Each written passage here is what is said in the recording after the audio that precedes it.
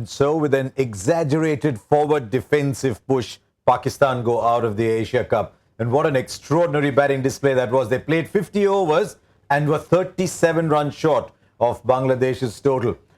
Each of the three of us here thought that Pakistan started favourites with that total, but we bargained against Pakistan's ability to do something unusual. Imamul Haq made 83, was a lone hand. Asif Ali 31 in that partnership. Shoaib Malik 30. That was the time when it looked that they could win this, when Imamul Haq and Shoaib Malik were batting. But the Fizz was in good form again, 4 for 43. And I thought Mashrafi handled his fielders very well, handled his bowling well. Bangladesh by 37 runs and in the final of the Asia Cup. And Bangladeshi fans might well say, what is the big deal? The last 4 times we've played Pakistan in one-day internationals, we won all 4. The last 7 times we played them across formats, we won 6-1.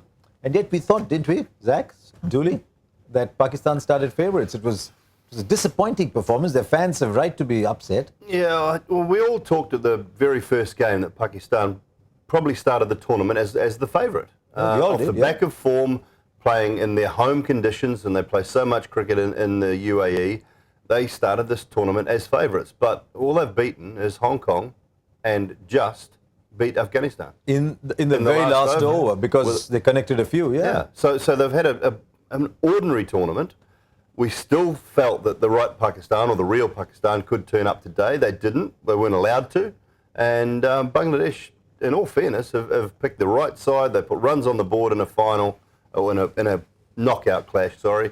And, they deserve to win. They backed it up with their bowling and their captaincy and their fielding. And they deserve to go through to the final on Friday. Real Fakhar Zaman tried to stand up. Yeah, he did. But he couldn't quite. He's still lying down. No, I mean, I'm just thinking, because of that Champions Trophy final win, we keep thinking the real Pakistan is going to come back. But without the Champions Trophy win, they've actually had a pretty ordinary last couple of years. Well, if you look at both the teams, Bangladesh and Pakistan, they haven't really turned up in this tournament. But today was an opportunity for both the teams. We were expecting that Pakistan, knowing that the record and the Champions Trophy win which they've had, the fact that they've been playing against the Asian giants, India is their favorite opponent that way to turn the heat on. But wasn't the case. I think the team looked lost. That's the word coming to my mind. I think they had 239 to chase. You've seen Afghanistan finding a way of reaching to that 250 runs. Doesn't matter what kind of situation it is. Doesn't matter what kind of statistics that particular ground has. But they're in a way finding a way of reaching to that 250, and that's a disappointing fact that Pakistan has not been able to find that way of reaching that mark. And today again, it was just a lone effort of Imam. The start was fantastic. I think Mustafizur was really right on the money. He created those chances. Yes, Fakhar Zaman's wicket by Mehdi Hasan really helped them set that tone right. But I think Mustafizur, after a long time, looked like the kind of Mustafizur which we know. Even though he's not been bowling those Yorkers and the pace has not been right up, I think he's shown the signs of form and shown the signs of wanting to win. And the energy in the field by Bangladesh team was just fantastic. Yeah, I mean, we can talk about what went wrong with Pakistan. Fahim Ashram had a bad tournament. Babar Azam had a bad tournament. Sarfaraz didn't have a great tournament. Shadab Khan didn't, Fahim Ashraf didn't, Mohammad Amir didn't. But that would be unfair to Bangladesh. I mean, you think of Bangladesh, you think of 3 or 4 players. You think of Tamim, you think of Mushfiqur Rahman, you think of Shakib, and you think of maybe Mashrafi and the Fizz. They're without 2 of their best players. Yeah, well, that was one of the big things for me. Without Shakib today, without Tamim, it was always going to be very tough for them. But different guys have stood up. Mushfiqur was so good again today. Mithun, who surprised a few, including myself, I think, at different times. That partnership, after being 3 for 12, they found a way to fight through to that score of 230 odd, and it proved good enough. With a bowling attack that was probably one genuine bowler short. And they needed the Fizz to stand up, and he did. They needed an early wicket. Mehdi Hasan provided that. And they just needed to gel together in the field. And when you see the skipper and I'll go back to those dodgy old knees, diving away to his left, taking a brilliant catch to dismiss Pakistan's, and with all due respect to Imam, Pakistan's best batsman in Shoaib Malik, and their chance of winning this game. I was waiting to see what would follow, with all due respect. But it is true. Isn't that an indictment? That your best player is someone who made his debut 19 years ago. And with the exotic ages on the subcontinent, there could be some who weren't born at the time. So, possibly. That will always remain a mystery. Yes. So there it's you like go. the mystery ball of Mujibur Rahman. Yeah, that's so. But So he's their best player, and that's, that was a great catch to dismiss him. Captain led by example. He didn't let it drift today, like Safraz let it drift. I thought he was very good. So there you are. So Bangladesh then in the final of the Asia Cup. I think it's in all fairness, you can ask, are the top two teams playing the final? And I think there's many fans of Afghanistan here who will say, no, I don't think so. Yes, Afghanistan have only got 1 point, but they handed Bangladesh a crushing win and then lost one game after that. They took 3 games through to the final, but then all that's gone. It's India versus Bangladesh. They don't have a great record in knockout tournaments, and they'll need to do even better than this if they've got to compete against India who are in good form. Yeah, India are massive favourites going into this game. I think, Zach, you'd have to agree with that. And Who is going to disagree to that? No one. And Bangladesh have got to find more. They were good today, but that sort of performance wouldn't be good enough to beat an Indian team on top form.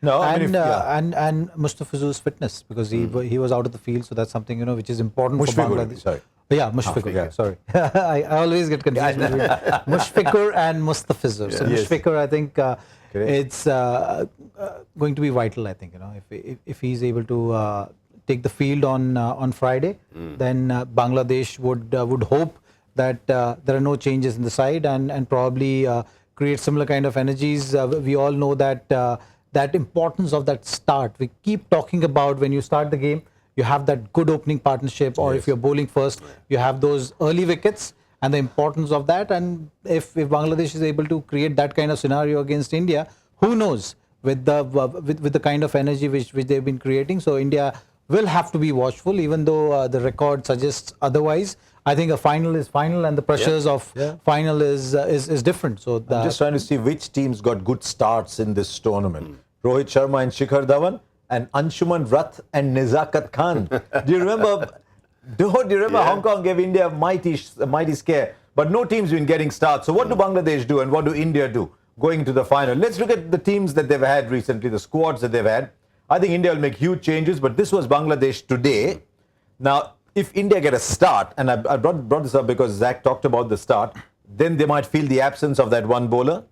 So do they find another all-rounder maybe in place of Mominul Haq, who's down at 7, if they have another bowling option down there? I think they won't make any changes. I like Imrul Case in the middle order as well. He looked good today. Yeah. He played a couple of good shots, so that's good news.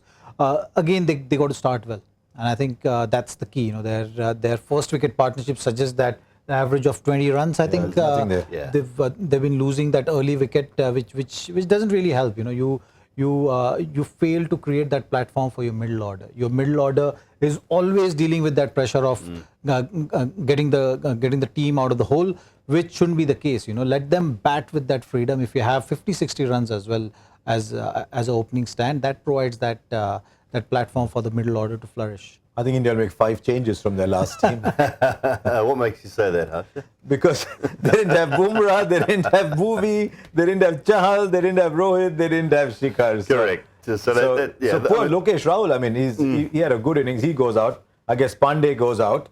Chahar goes out. Khalil and Siddharth Kaul go out.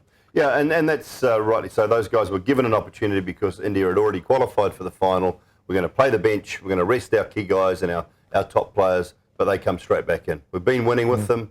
You guys have got an opportunity today. You didn't win, or yesterday. They didn't win, and those top 5 will come straight back in, and it'll be business as usual, you would imagine, for India. How do teams guard against being such big favourites in the final? Who in this Indian lineup would be telling guys, I know we are favourites, but we can get bitten here, be careful? Over they all know it at this level. But they I all think know it. from that point of view, that last game is going to help. I think Yeah. from that last Afghanistan game, the biggest lesson is, you cannot relax in this format. Or when you're out on the cricket field, you just got to maintain, stick to your processes, stay in that zone, and make sure you finish the job. So that's the biggest lesson, I think, from that Afghanistan tied game. So that game had come at a good time for India, for all the Indian fans to relax and enjoy the finals. So India favourites in the final. Massively, yeah, massively. I mean, they've had the wood on Bangladesh. I think throughout the tournament, it's been India, Afghanistan, and the rest. To be honest, that's how I've seen this tournament throughout its progression. India have looked so good. The little scare in that first game, a little scare against Afghanistan when they they rested 5 players. But barring that, they've been the team of the tournament. Afghanistan were outstanding, didn't make it, and Bangladesh have climbed in the back door almost to make it to the final. So to me, it's, gosh, it would be an enormous surprise if India didn't take this quite comfortably. Okay, we'll wait and see. That leaves us with one thing. For those of you who are watching, who is going to get the prize? This is the joy factor that we asked you all that time ago. It's been such a long match, this. We asked you all that time ago. This is the question that we asked you. In 1979, a cricketer, now let's look at the clues, whose son is currently playing international cricket. So you look at players whose father played international cricket. But this is a funny one. He got run out attempting a 6th run of a single shot in an ODI. Name the player and his son. Doull. It could have had Simon Doull played league cricket against the father. Yes. In the Bradford League. It could have been in there as well. You played with your father? Against the father. That's mentioned. You played against the father in the question. In the Bradford yes, League. indeed. Yes, the father you in the played question. Against. Yes, And he played at a club called Undercliff in the Bradford League. And the next, gentleman, not over the cliff, under the cliff. Under the cliff. Yes. In the Bradford League. And I met the son and offered to present him a tie that his father had made, because it's a BBC Test match special tie that is given to me. Okay, that's enough clues and that's enough of self-indulgence. Here's the answer. And let's see who got it thereafter. The answer is David Bairstow, father of Johnny Bairstow. Now, David Bairstow was a stockishly built person.